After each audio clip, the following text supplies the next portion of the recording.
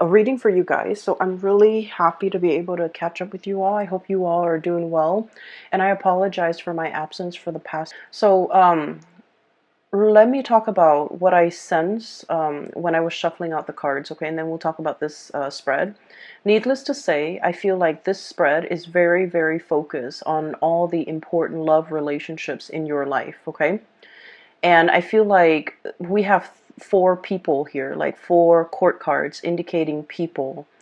And we have water signs, earth signs, and air signs. So you're dealing with a lot of people. And for some of you, you might be dealing with all three of them. Others, you might be dealing with facets of each of these characters. And then while others still might be dealing with like only one of these scenarios. But I feel like this is a month where it is very much about, figuring out uh, the relationships in your life that are worth salvaging, the relationships that are worth still being in, and the relationships that have been draining. So I feel like there is a lot of reassessment going on here. Libra is about the balancing scale, and as we head into Libra season, I feel like the imbalances, unequal give and take, lack of reciprocity in relationships and in all partnerships, in all of our communication with another person will be very evident.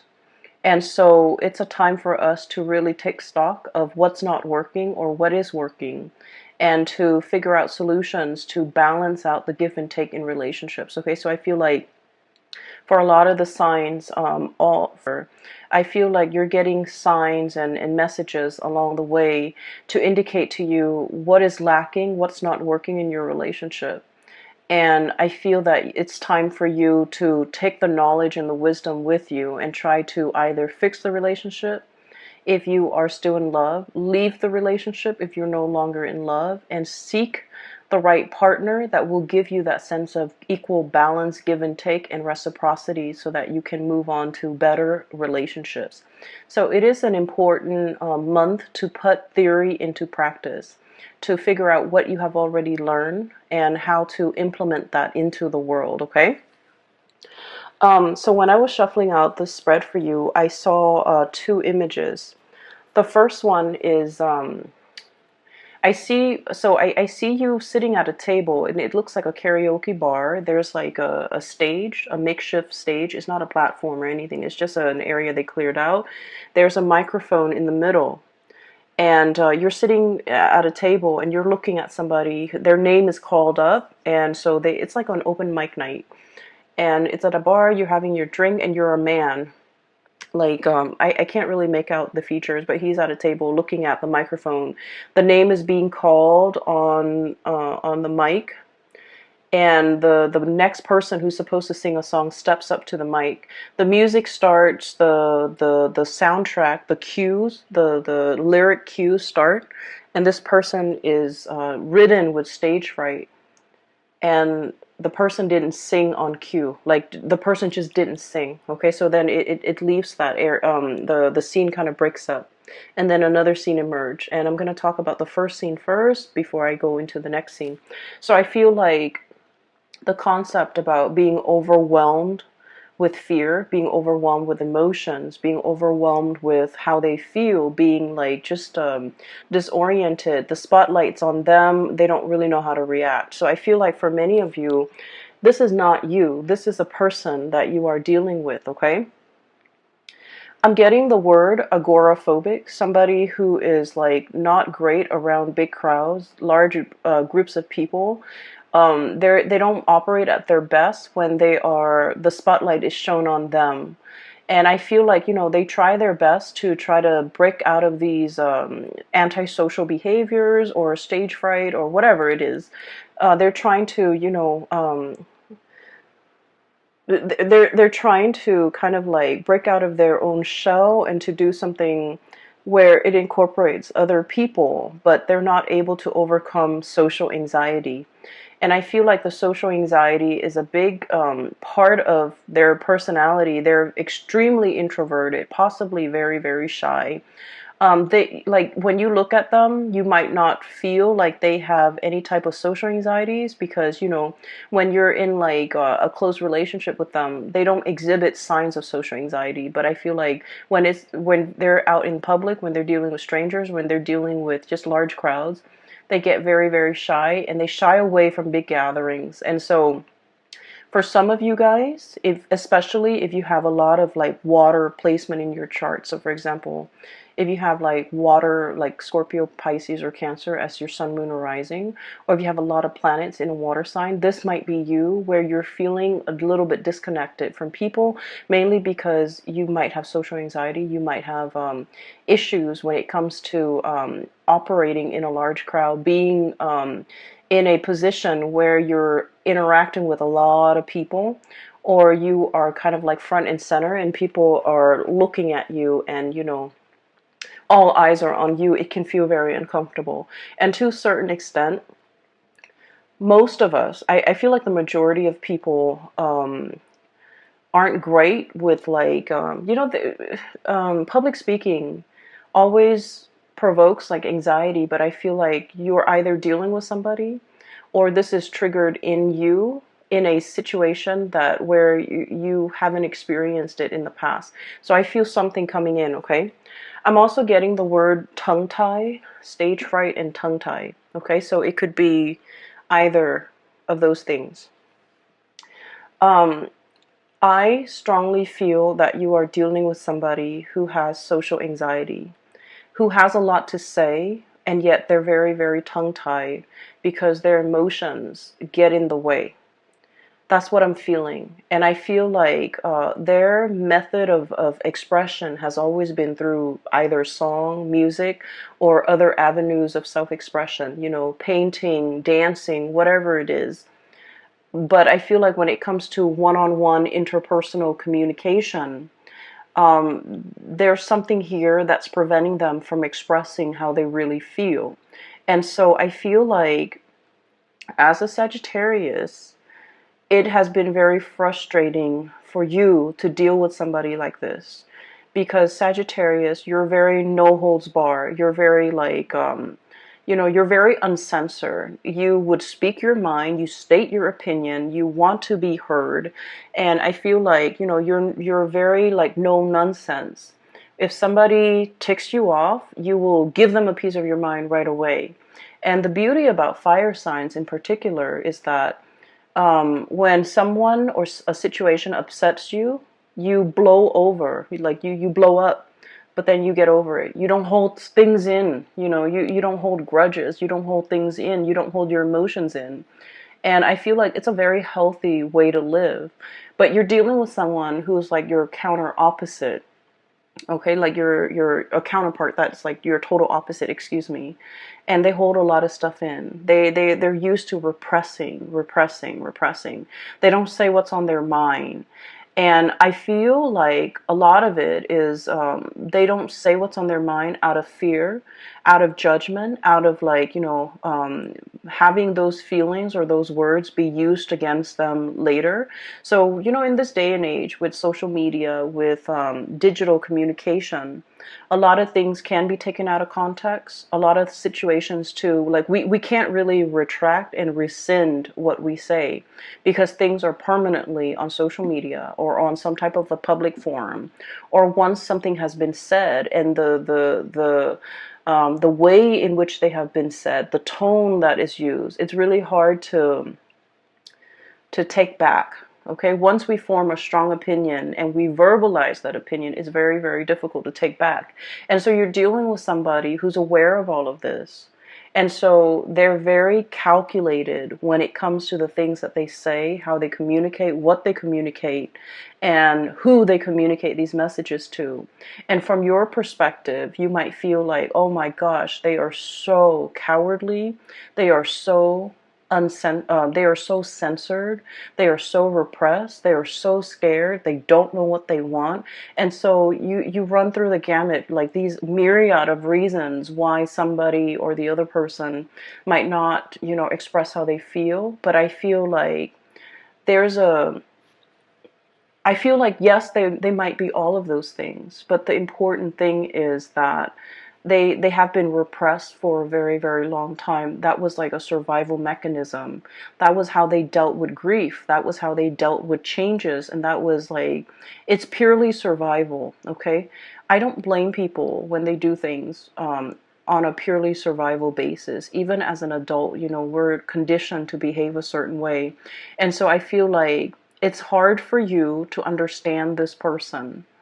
It's very, very hard for you because you are out and free and you know, unaffected, okay? And you're very uncensored. And so you don't understand how somebody could be so different from you. So I feel like there's a lack of understanding here, but I also feel like there are issues with the other person. And I feel like a mix of cowardly, a mix of stage fright, a mix of social anxiety, a mix of repression, a mix of, you know, just life experiences that makes them very, very calculated when it comes to what they say, calculated when it comes to what they, to expressing their emotions. Okay, so that's where we're at. Okay, so that's the first thing with that karaoke situation. The second image that I'm seeing here is I have this little boy. He's wearing a raincoat and his little backpack, and it's like in the morning, and it's kind of drizzling outside, and he's waiting for the school bus. Okay, so he's about like 5 or 6. He's waiting for the school bus. The school bus is supposed to pick him up in front of his house, but he's in the porch because it's kind of sprinkling. And he's debating, you know, I don't want to go to school today. Kids are mean to me, or, you know, I just don't want to go to school today. I don't want to be in school. It's kind of rainy. I'd rather be home. I'd rather like, and I don't feel that great. And I feel like he doesn't feel that great. It's the weather affecting him. But, you know, children, they can't really verbalize these things. So he's just like, I feel crummy. I want to stay home today. I should tell mom that I don't want to go home. So he's like running through these thoughts in his mind. And then he's like, I don't want to go home. I don't want to go. I don't want to go to school. I don't want to go to school. I want to stay home. And then he's still deliberating in his mind. Should I go back in and tell mom I don't want to go to school? And then just then the bus comes and the bus door opens and he's like, I don't want to go to school. Should I just go back inside and tell mom? And then he finds himself walking towards the bus. And then the door closes and the bus takes off because he took too long. Okay, so I feel like, once again, this could be you or another person that you're dealing with. And I feel like it's a situation where it's uneasy. You have like a gut reaction or a gut instinct on what you should do, right? Like you might have a disaffinity for something, like a lack of liking for something, or an aversion to something, or like just a repulsion towards something. And then you're trying to rationalize, like, why do I feel this way about this person? Why do I feel this way about this situation? And I feel like your intuition has been right. Your intuition is telling you, you know, that might not be the right person for you. That might not be the right situation for you.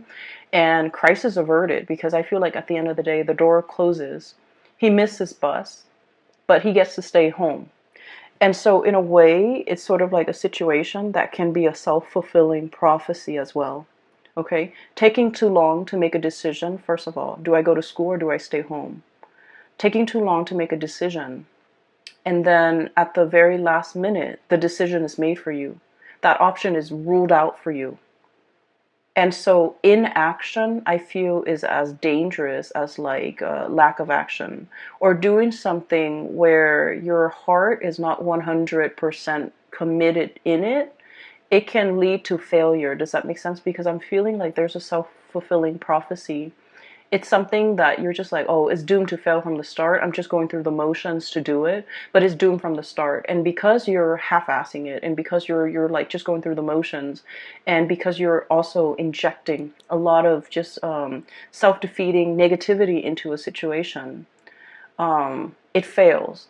And I honestly feel like this is not you, Sagittarius. This is somebody that you're dealing with, where they're like constantly mired in a very, very negative mindset. They don't look at the end goals. They don't look at, you know, pushing themselves past their limit. They let fears and discomfort gets the best of them. They don't challenge themselves. They're not inspired to be a better person. They're not, you know, grasping for these high ideals. So then whatever they do, inevitably flops. And you might have witnessed this. You might have been, dealing with them when they go through life and making these decisions. And it's like, the hardest people for a Sagittarius person to be around are people who are very, very negative, okay?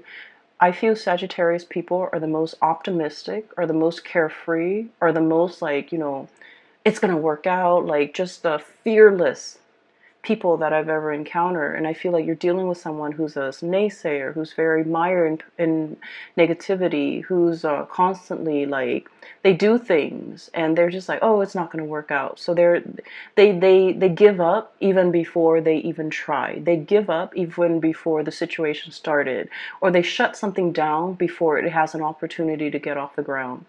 And you're realizing it now. You're realizing that energetically they are affecting you, okay? The other part of this that I want to emphasize is he wanted to stay home, right? Like the little boy, he wants to stay home. He didn't say anything. And then I feel like there's something here about, tongue-tied, not being able to speak, not having the right vocabulary, not feeling fearful, feeling afraid, feeling censored, okay? So those are the key words as we head into this month, and hopefully these messages will provide a lot more clarity for you when you're dealing with with another person that behaves this way. So right off the bat, what I'm feeling is this is a month of major communications, okay? And especially as it relates to like feelings, emotions, being like where things are kind of laid bare, they're out in the open, they're happening very fast. This to me indicates usually like electronic communication that comes out either physically in person, or like electronic communication where they're coming at you very, very, very fast and you have like a split second to respond, or timeliness when it comes to your response is very important, okay? So there's a lot of communication here. If we're looking at the situation, I feel like if in the past there has been a channel of communication that has been blocked, where you feel like you have to literally pry the answers out of the lion's mouth, okay? You have to like literally like pull out answers, command answers, or like demand it from another person. I feel like the floodgates are opening. So right off the bat, I feel like there's a situation where you are asking a lot of questions about to a person, or this is happening to you. And I feel like for many of you, if it has been, the past few months of like constantly communicating with someone, wanting clarity, wanting like certainty, wanting something solid and concrete, I feel like the floodgates are finally opening because you have been dealing with somebody who is very tongue-tied, who's very afraid, who is very calculated in the way that they communicate, in the way that they speak. And so I feel like you've been pushing it and pushing it and pushing it, and finally the floodgates open. You're getting the communication that you're looking for. What we have here is a really, really beautiful situation. We have here the Ace of Cups, and this is denoting to me new love, okay? This is like an opening up of the floodgates where feelings are finally expressed for the first time. You definitely have somebody who's coming into the picture, coming forward to make you an offer. And what I sense is you are always very courageous when it comes to being vulnerable, okay? Being vulnerable is like the hardest thing for anybody to do. You put your heart out there, you put your feelings out there, you made yourself known, you made yourself available. You know who you want to be with. And you have made that very, very clear from day one. I'm not playing games. I want this, and this is all that I want. And I feel like because you have been adamantly pursuing it, there's definitely somebody coming into the picture for reciprocity, to reciprocate this outpouring of love. Somebody who's very touched, who's very like, they might have been guarded in the past, but now they're in a position where they trust what you have to say, they trust your emotions, they trust your feelings. And they're still very much shy and trepidatious about making this big leap towards you, jumping in the water, enjoying this relationship even. but they're making an effort. Okay, so I feel like it's slow, but it is very steady. And then I also feel like there was a situation in the past where somebody was too strong with their emotions, and I feel like they were too strong, too direct, too fast, too soon. And I feel like the other person got really scared. And they've had some time to mull things over. And now they're coming back in to reciprocate, to have this conversation, to talk about things, to offer you. You know, they might say like, well, wait a minute, you're coming a little bit too strong, but I do like you. And I feel like, you know, let's take it slow. So I feel like there's somebody here who's wanting to slow things down, not because they don't feel the same way, but because they're rational. And I feel like, you know, they want to, they don't want to, their emotions to get the best of them. Okay, it's not a bad thing to slow things down, but I definitely see a situation where there is tremendous outpouring of love, and you're going to get that reciprocity between you and another person. The other person has been thinking about you. Okay, we have here deep in contemplation when it comes to matter of the hearts, the Queen of Cups. Deep contemplation. How is this going to work? How's the future going to look? How are we going to work together as a unit? Where are we going to live? What are we going to do? How do we navigate each other's energies? How do we live in the same space? How do we share resources? This is like serious contemplation. Okay, the Queen, she's rational. And in this situation, I do feel like you're dealing with someone who is very mired in their emotions for you. Like it runs very, very deep. This is someone who's very, very maternal or paternal. So they have like a parental energy about them. They might have children. They might be I'm seeing somebody who like really knows how to take care of another person. They don't enter relationships unless it's the long haul. So they might have, you know, dated only like a few people. Okay, and so when they date, they think about long term. They think about, you know, the marriage, the engagement, the house, the kids, the happily ever after. They don't rush into a situation just to see what happens. If it doesn't work, then, you know, we'll separate. They don't do that. They don't play like that. And so I feel like your direct energy might intimidate them, might scare them, and it might even make them feel like you're not here to stay.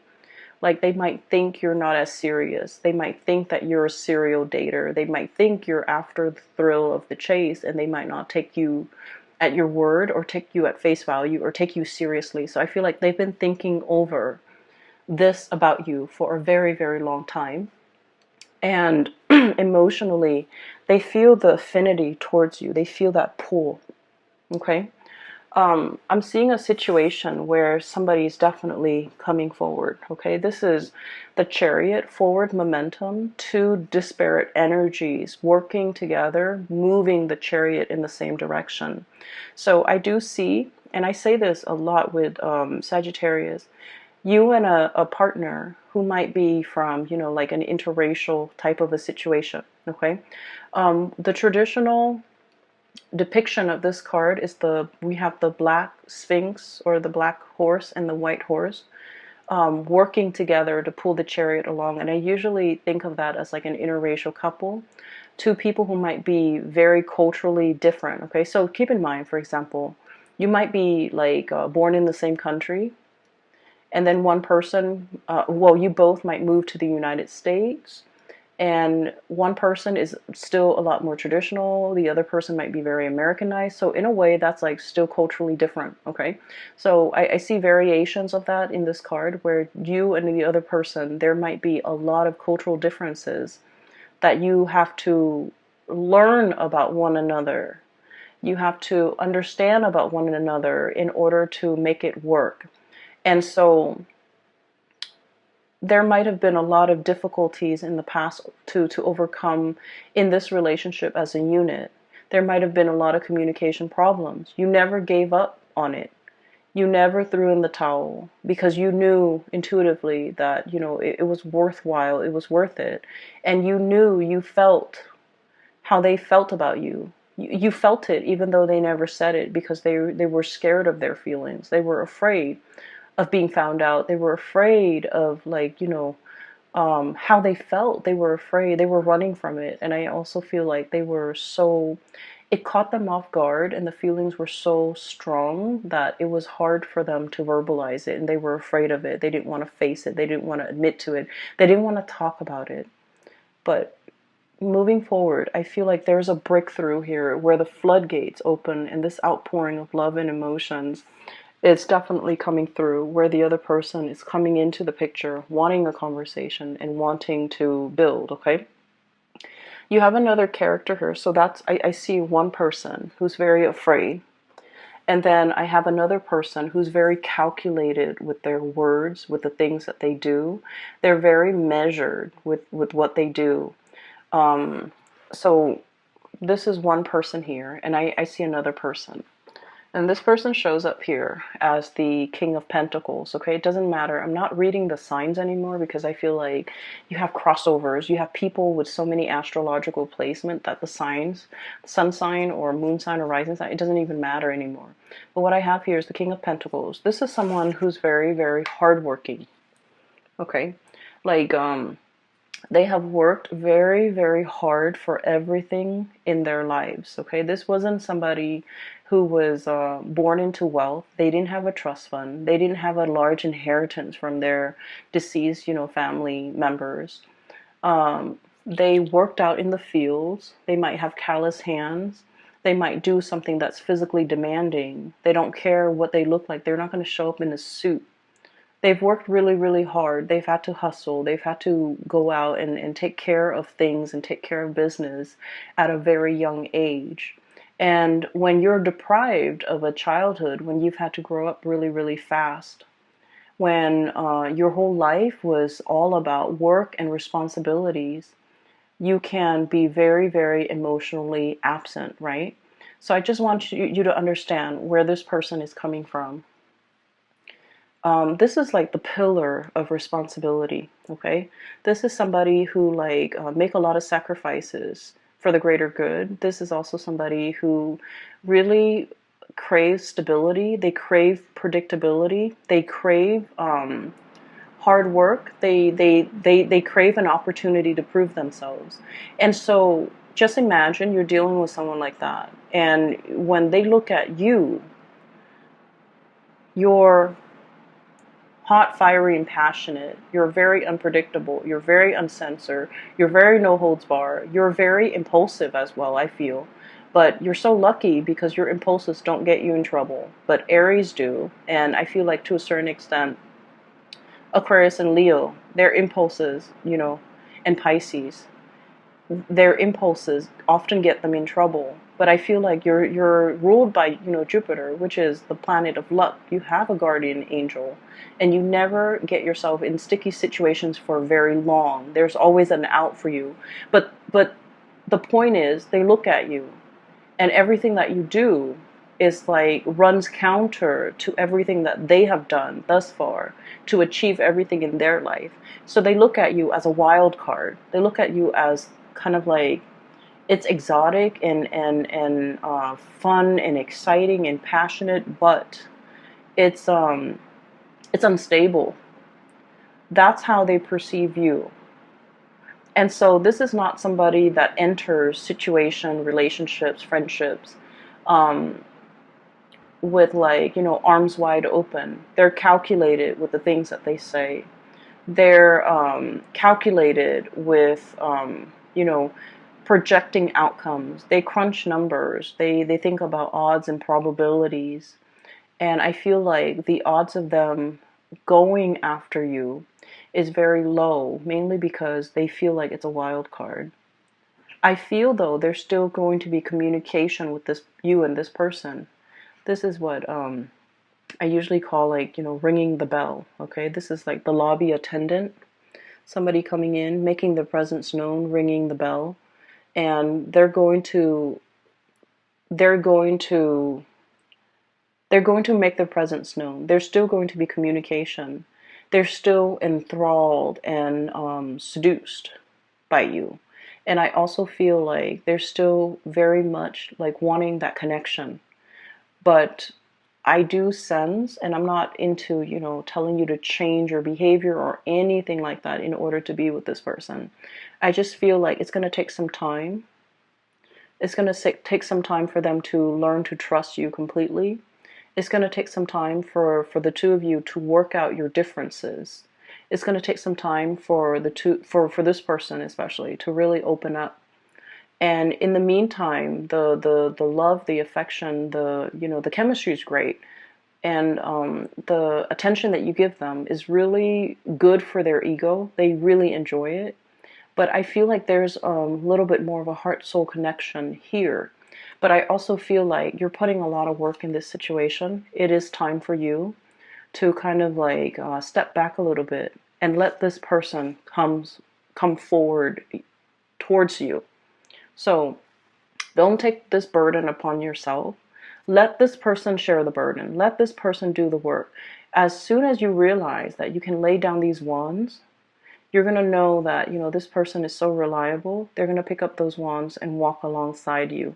So I feel like there's a situation here where you're pushing, pushing, and pushing. And you might need to take a breather, take a step back, and they're going to start to come forward, okay? So don't do things out of just don't do things out of that impulse of emotion, needing to show the other person, needing to prove to the other person. I feel like it's time for you to kind of like give this connection a little bit of a rest, because then you're going to realize that they're going to come in and reciprocate. What we have here is your ships finally coming into the picture. Okay. I see a lot of career success here for many of you. I mean, aside from this situation, I do feel like you're in a position where you're in a leadership capacity. You're leading people, you're teaching people, informing people. People are coming by to ask for your opinions, your ideas, and things like that. And so you're in a really good position professionally. You have been spending a lot of time working on this area of yourself, either bearing yourself from in work, or working on projects that really bring you a lot of joy and passion, like projects that are expansive, that are helpful to humanity, I feel, in some way, and just projects that you closely, your values and the values of the projects are closely aligned. And because of that, I feel like you're hedging, or you're on the verge of, some major, major breakthroughs when it comes to your career. And because you're in this position, you have a lot of things going on. You have a lot of suitors in your periphery, and you have like you're just, in a very, very good space where your attention is not preoccupied, or is not, scattered, and is not like caught up in some control situation where you want a certain outcome. I feel like you're in a very good, free, breathable space, and it's expansive. Because of that, I feel like energetically you're allowing the right people to come into the fold for you. You're making room for the people that want to reciprocate. And you're laying down these burdens as well towards people that are not in the picture for your greater good, or who are not willing to put in the time and the work and the effort. Okay? So I definitely see some major, major communication breakthroughs. The last card here that we have is the King of Swords. And the King of Swords is, once again, all the characters that you're dealing with, especially the two kings, King of Pentacles and King of Swords. These are not like emotional types of people. They might feel that you're very emotional, and they might feel like your emotions fluctuate, and so they want something a little bit more stable. And I feel either way, you have gone a long way when it comes to your maturation level, when it comes to emotions, when it comes to work, when it comes to your ability to kind of like control your impulses, control yourself. And I feel like that makes it a lot easier for them in their interaction with you, in their communication with you, to be able to, have like a conversation and feel like they can express themselves, and feel like you're to finally understand how sincere you are. Even though you say things, you're not like other people where they just say things that they don't mean. You are actually very open, very sincere, very honest with how you feel about them at all times. And they're starting to feel safe and comfortable in expressing themselves and reciprocating back at you. Okay, so I do see there's major communication breakthroughs here. And so I honestly feel like, you know, the goal or the theme for this month is you are dealing with someone who's repressed. You are dealing with somebody who came kind of like belatedly. They tell you things, like you ask them a question, you wanted to know it at that time. Okay? And I feel like they dragged their feet, they took their time, didn't give you a response at that time, and they might have missed the boat with you. And I feel like they're kicking themselves over it. Okay? And that is why they're coming back, making their intentions known. That's why they're coming back, and they're starting to realize that there was a sense of urgency. There was a sense of like, you know, if you're not going to reciprocate, if it's something very simple, as easy as like just telling me how you feel, and the other person was not able to reciprocate, I'm sensing that they kick themselves. I'm sensing that there's regret, and I'm sensing that's why they're coming back in, because they understand and they feel safe in the sincerity of the way in which you express yourself. Okay, it's like you have been nothing but upfront and honest, and then I felt like the other person, it's almost like when you're dealing with so many sleazy people and then you meet like a really nice honest one, it seems like it's too good to be true. That's what I feel is happening to your person, where you're very upfront and honest, and they're like, it's too good to be true. That person must be hiding something. That must be a facade. That must be a front. That can't be real. Okay? They have their own hangups, Sagittarius, and you kind of just need to let it be. But honestly, I feel like, you know, there's going to be reciprocity coming into the picture, and it's going to make you feel really, really good. Okay? Know where you stand with people and know who's really important. Okay? For those who have been emailing me, I don't do private readings anymore. I do have a colleague. Her name is Bridget. She's based out of California, and she is a psychic. She's phenomenal. I can't recommend her enough. If you are interested in a reading, please get a reading through her. I've included a link in the description box below for her website where you can schedule an appointment for yourself. I do wish you all the best, Sagittarius, and best of luck with everything, okay? I'll talk to you guys soon. Bye-bye.